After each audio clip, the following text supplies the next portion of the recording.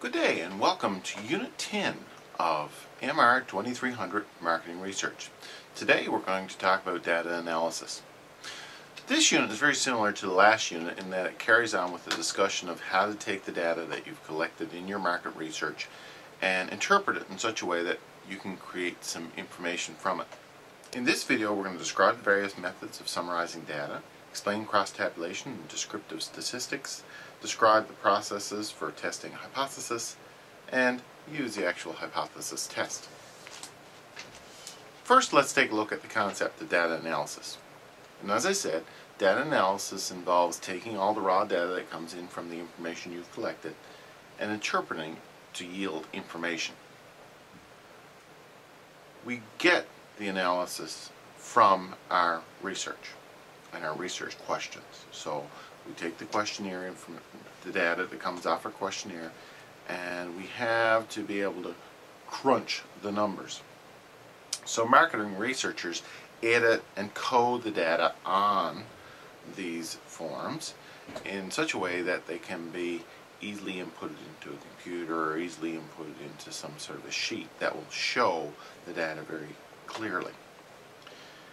With this input, researchers statistically describe the results. For example, did we have 20 people who agreed with the comment out of 30? Did we have 6 people who owned a white car out of 10? These sorts of things. We're also going to discuss data analysis techniques and how we can actually do that later on, so just hang on and we'll take a look at that.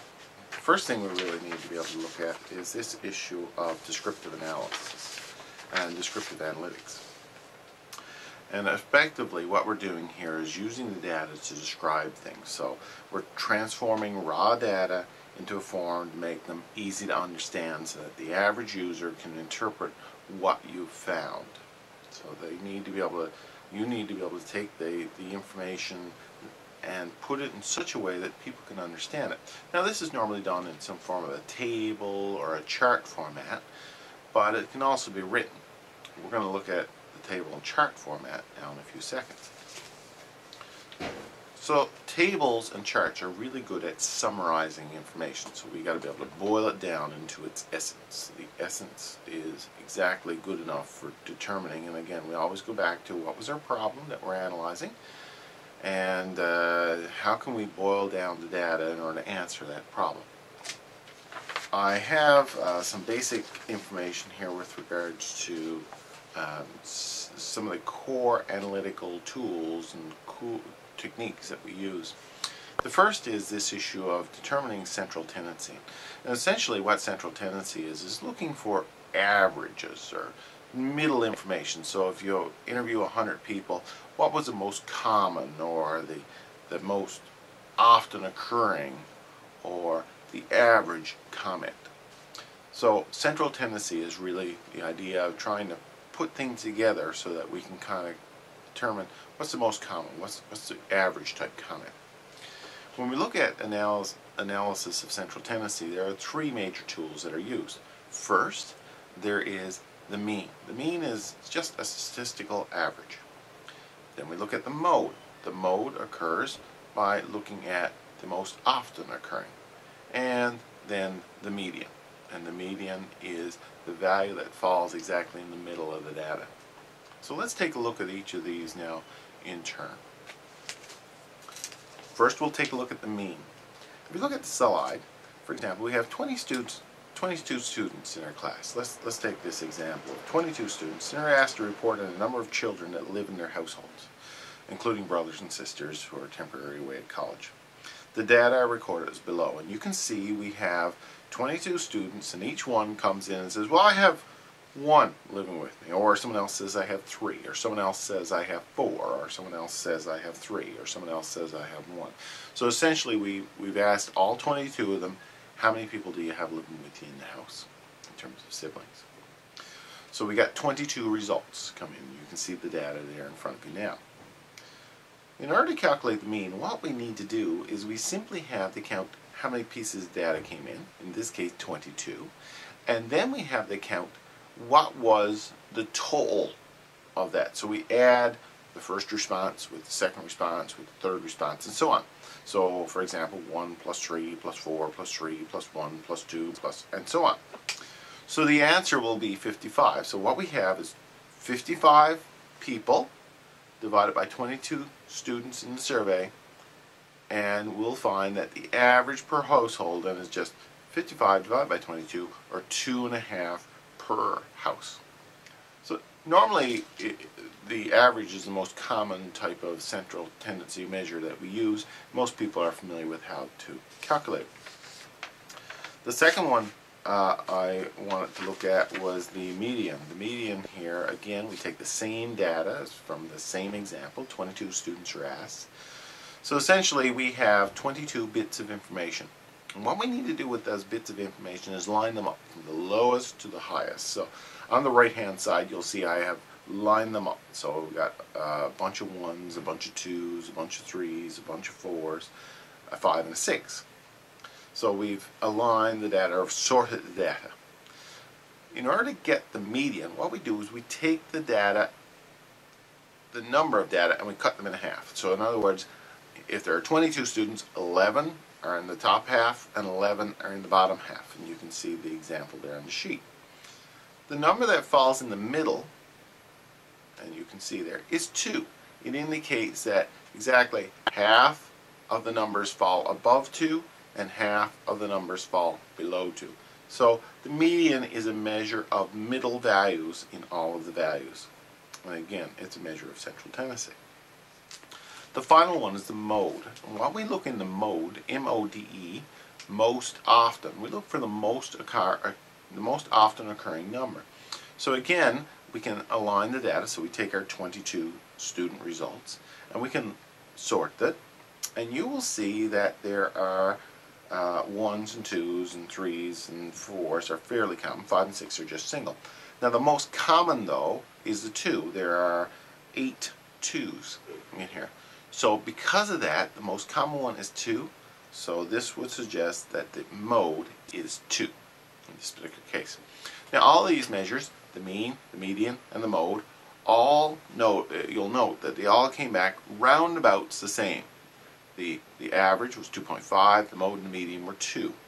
So what this points to is a trend towards 2 as being the average number, or the most common time that you'd find in those 22 students that were interviewed.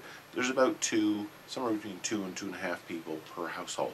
So again, it gives us some idea of the average household would have between 2 and 2.5 siblings. The next thing we look at is how do we take that data and put it into a chart or a table type format. So tabulation is an important tool in the data analysis toolbox.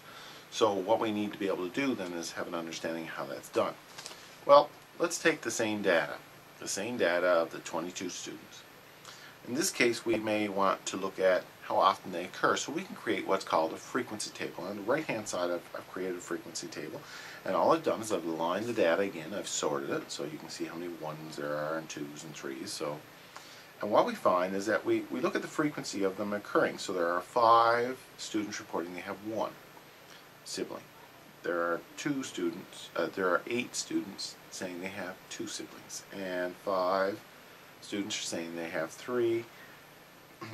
2 are saying they have 4, 1 saying they have 5, and 1 saying they have 6. So all the frequency does is it looks at how often the numbers occur. Okay, so we can see 5, 8, 5, 2, 1, 1. We could also put that in a chart, and the chart is shown here, and you can see that we can graphically illustrate the most common. So again, the frequency is on the left hand side, the number of children per household is on the bottom, and we can graph that same data. And this gives us what's called a frequency chart. Again, very useful tool because you can look at it very quickly and see the most common number of students. So you can obviously see that 2 is the highest there.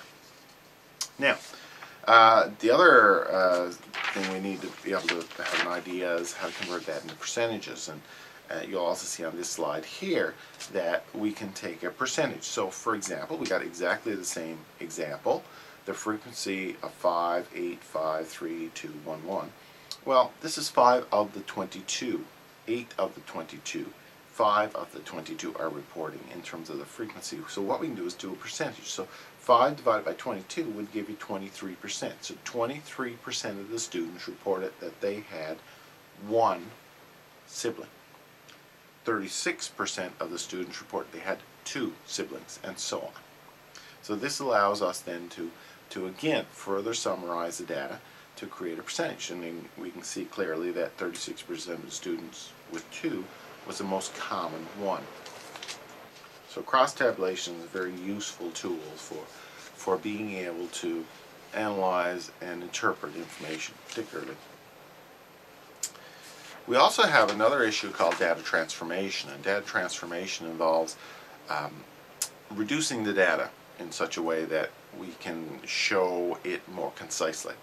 I'll give an example of a data transformation here. Let's assume we ask a question, a 5-point scale on a question, and the question came back and basically it said 10 strongly agree, 10 agree, 5 neither disagree nor agree, 20 disagree, and 5 strongly disagree. We could collapse that. So we could think about the agreeers, so strongly agree and agree.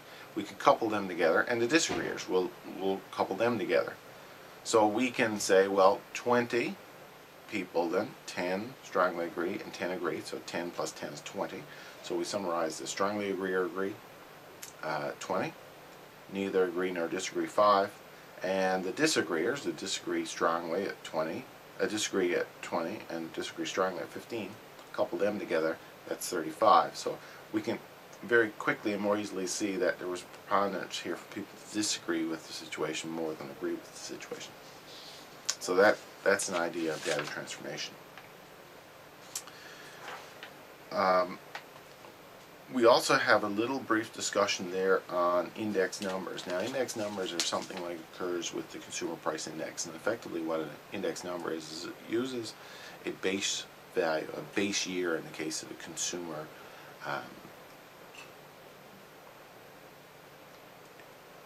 a base year in the example of the consumer price index.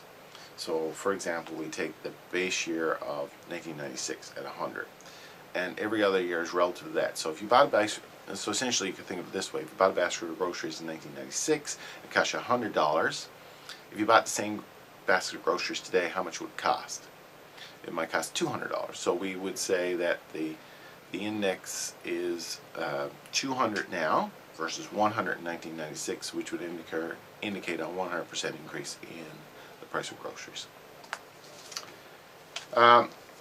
Can't overestimate the value of using Excel or programs such as Excel in order to do data analysis. You can calculate mean, median, mode, all kinds of statistical variance using Excel very easily.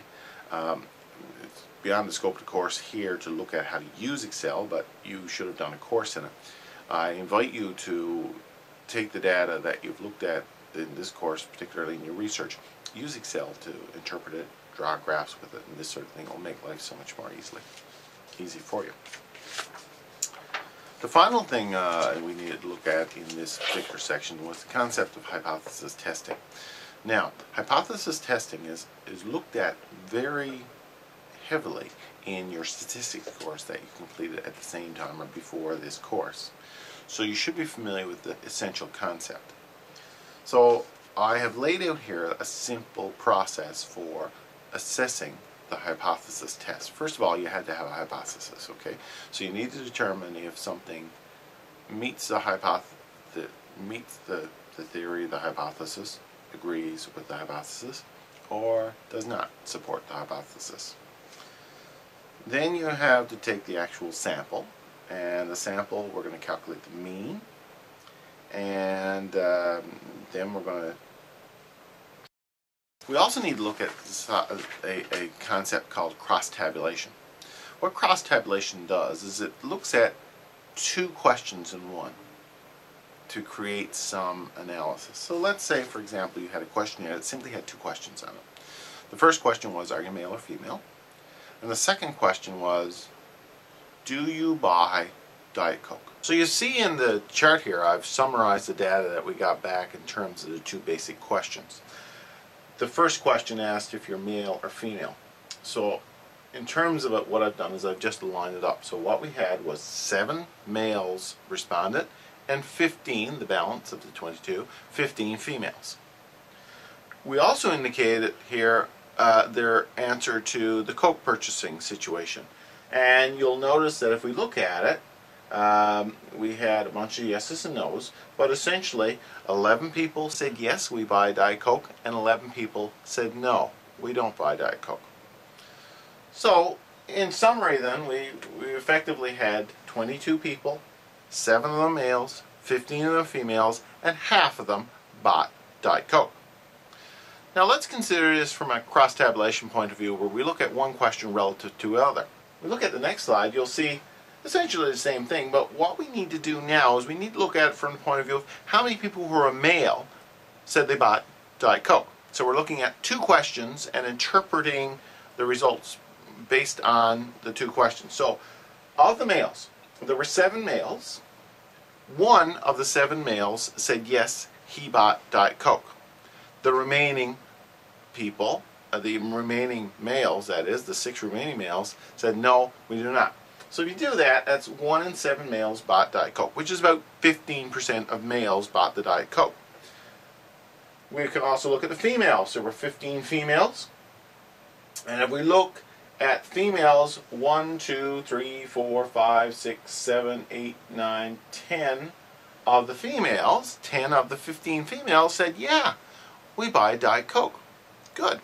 So 10 and 15 is about 68% of the females said they bought Diet Coke. So our conclusion then we can draw from this cross-tabulation is the fact that Diet Coke is mainly bought by the women in our sample. They tended to prefer the Diet Coke. So our original thought was half bought Diet Coke and half the people did not buy Diet Coke. Now with cross-tabulation we can even do a little bit further to say that Diet Coke is mainly bought by the women in the group. So that's cross-tabulation. Hypothesis testing is something that you've looked at heavily in your statistics course in terms of the mechanics of the hypothesis. You should be familiar with the hypothesis and you should be familiar with the mechanics. It's talked about in the textbook in great detail and in the statistics course that you just completed. For the purposes of this course, what I want you to be aware of is that you need to be able to use and prove that you either agree or do not support your hypothesis. So if you've created a hypothesis at the beginning of your research, all of the research that you've done should be able to yield information that will be useful at determining whether or not you support that hypothesis or not. You need to demonstrate that in your report, that yes, you've done this hypothesis testing, yes, your data supports the hypothesis or not. Normally that's done using mathematics. I invite you to refer back to your textbook or your statistics textbook to understand the concept of using the hypothesis test.